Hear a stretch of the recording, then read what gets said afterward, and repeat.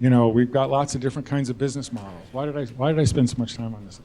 The reason I spent so much time on this is because what's really important from the point of view of architecting your business model is really understanding how you're constructing this, right? How you're meeting the needs of your target consumer. And then you take that expression one more step and you say, based on who that target consumer is, how do I need to put my operation? Who said operation? Somebody said the business model is the operation, right? How do I put my operation together so that I reliably deliver this, right? And so how do I put the operation together so that every contact my customer has with me, it communicates what I'm trying to communicate, right? It backs up the design fundamentally of the job to be done of the product, right? It's for those of you who are worried about monetization, it's, you know, kind of what are the financial boundary conditions the customer or consumer lives in? Can they take it in a SaaS model? You know, which iPhone's fundamentally getting to. Do they need to pay for it one time? Is there some way to get it to them directly that's better than getting it through a two-step distribution channel? Right? You know, it's who talks to them and how do they talk to them. It's, do I use live customer service staff, or can I get away with an automated or digitized customer service staff? Because those kinds of things make a difference, particularly if your target consumer has questions.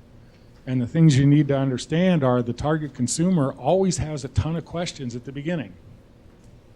But that's okay. That's the good enough principle. They know that. They expect that. What they want is the benefit you're about to give them.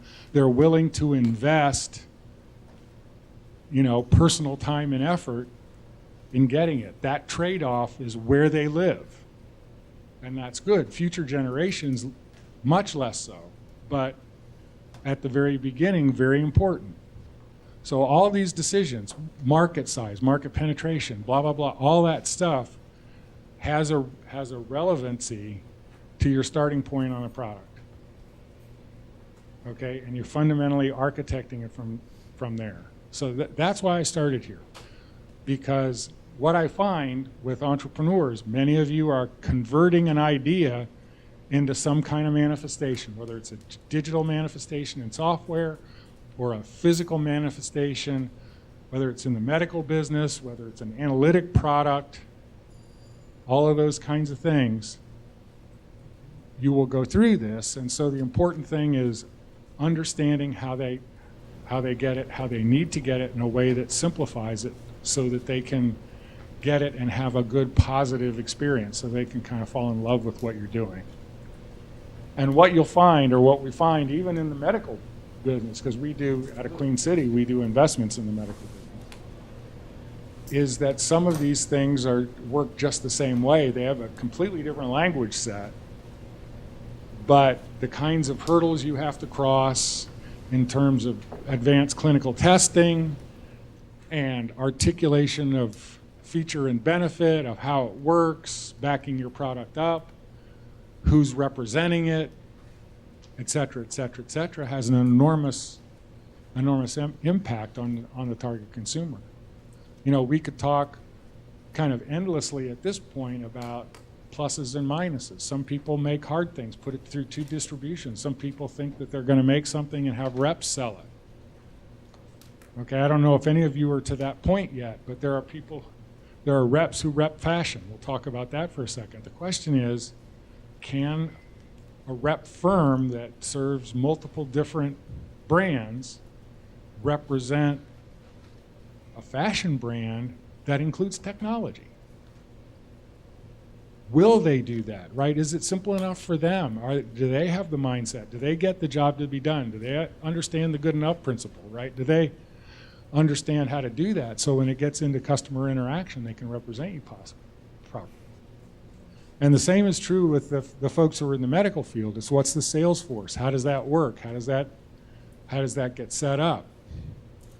You know, what level of training can they represent your new idea in a way that gets it sold properly? I think you're working on an analytics product might be sold digitally.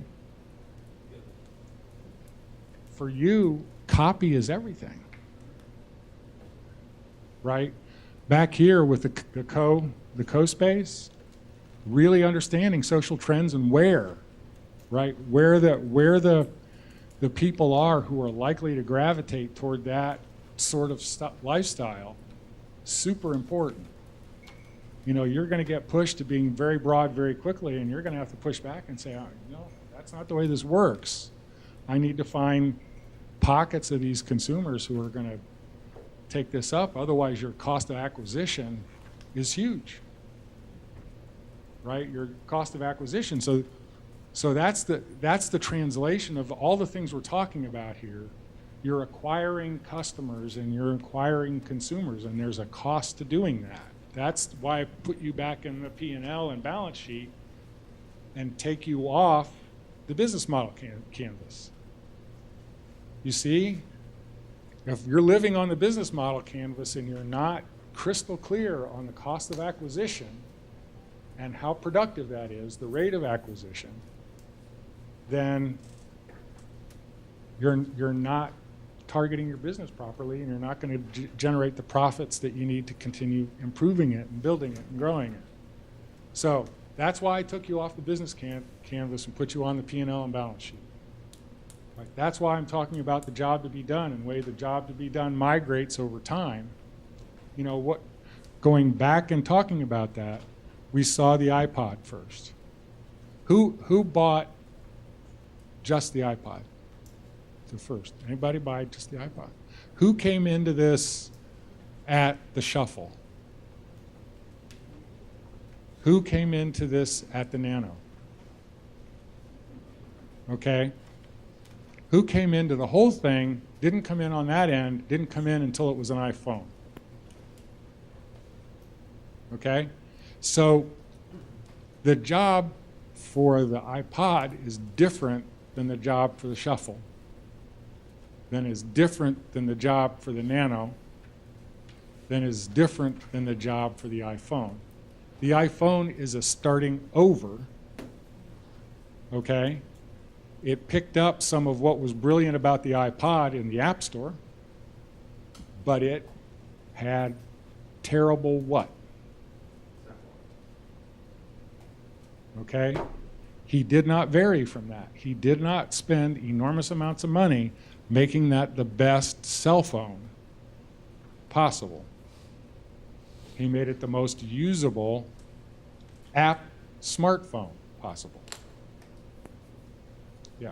So when you said that it goes from the iPod to the Nano to the phone, what happens to those other? Are those just completely obliterated? No. They're not available anymore. No, most of them are still available. They've just changed, right? Thinner, smaller, more capacity. The market size virtually goes away. Yeah. But as long as you can still make a good profit making them, and see, the thing that changes is when they age off, you don't spend advertising money on them anymore. Okay? And so when you take advertising money out of the picture, you get a whole bunch of operating profit back.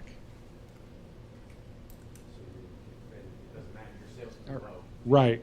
And this is why this conversation, I know this part of the conversation is techie and boring. Okay? No, it's okay.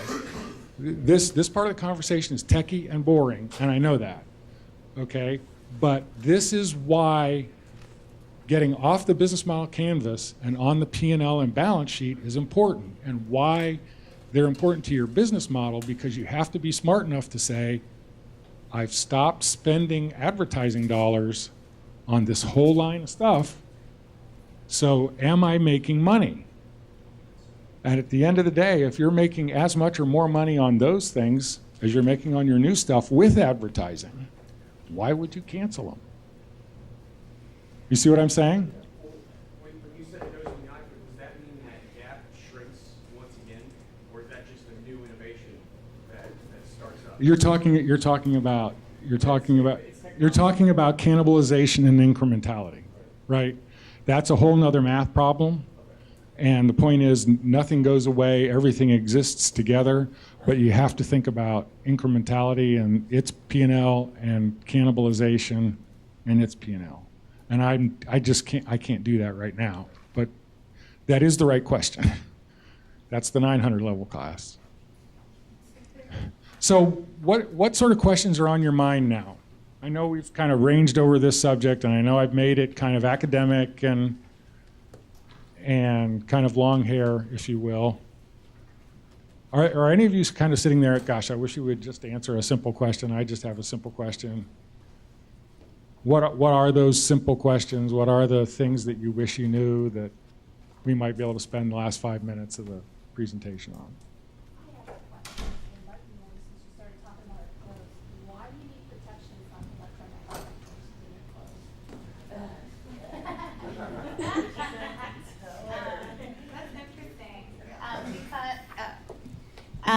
Because the electromagnetic frequencies that are emitted from your electronics, from your cell phones, from your microwaves, from your refrigerators, over time, it's been shown can cause tumors and cause cancer.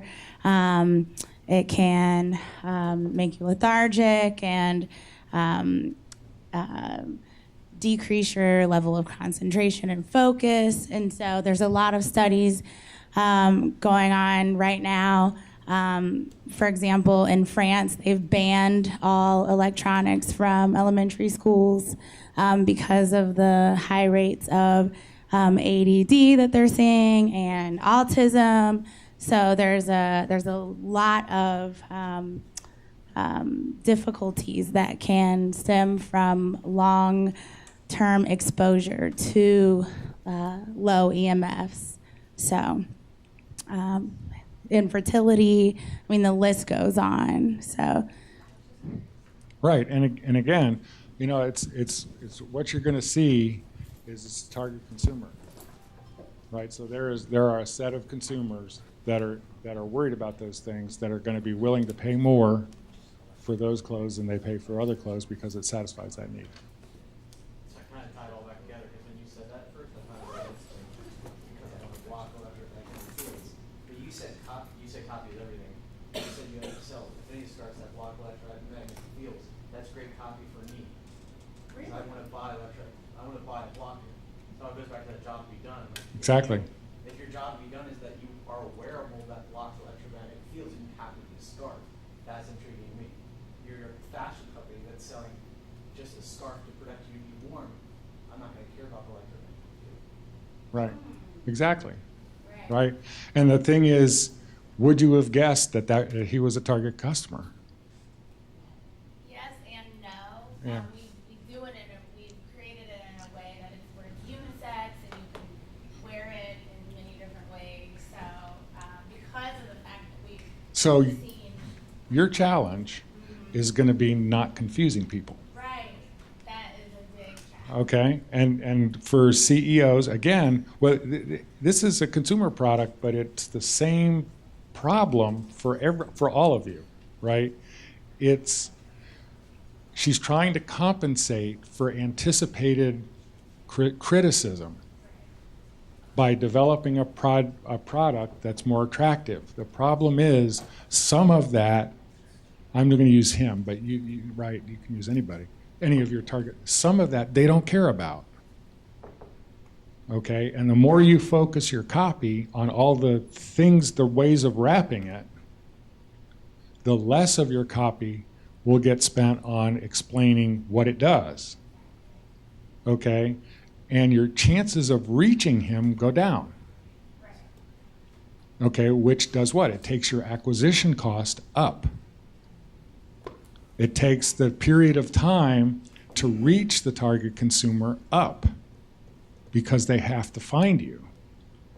So, you know, this is a slim example, and you may be sitting there saying, geez, thank goodness I'm not selling fashion that'll protect you from electromagnetic frequency, but you're all selling something that has a set of trade-offs, okay? And that's my message today, right? My message is be really aware of the trade-offs and make sure that you understand who that target consumer is, whether you're it or not, okay? And that you write about it in a way that they will hear you. Okay? The other thing I can tell you about target consumers is they read. They get turned off by just pictures. Okay? So you were going to, and I need to be done here in a second. So, Just be clothing that improves your health? I mean, can it be so simple? odds are the early ones need to hear some form of EMF. So, in some form. Now, I don't know what that form is. I can't write copy like on the stage, right? But they probably need to, there are probably signal words, which is what we're getting to, right? There are probably signal words they need to hear in order to get it clear. Yes? So one of the comments you made, this may be a longer conversation, is that as entrepreneurs, we have this fire, right? I think we've got to move really fast. So how do you know what the right pace is? Because I know I'm in a market now that's becoming saturated. Because everybody's going after this market. She's asking about pace.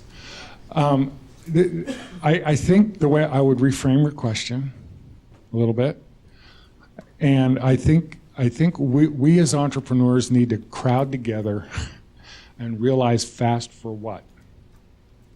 Okay? It's not fast for fast. It's fast to get the job right.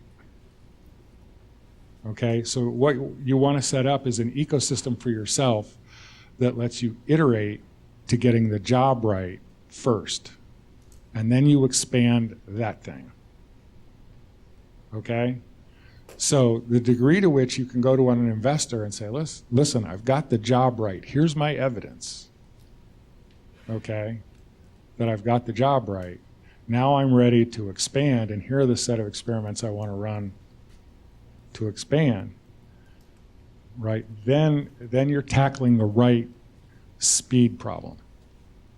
Okay? Scott, am I finished? Okay, I'm finished. Thank you, guys. I appreciate it.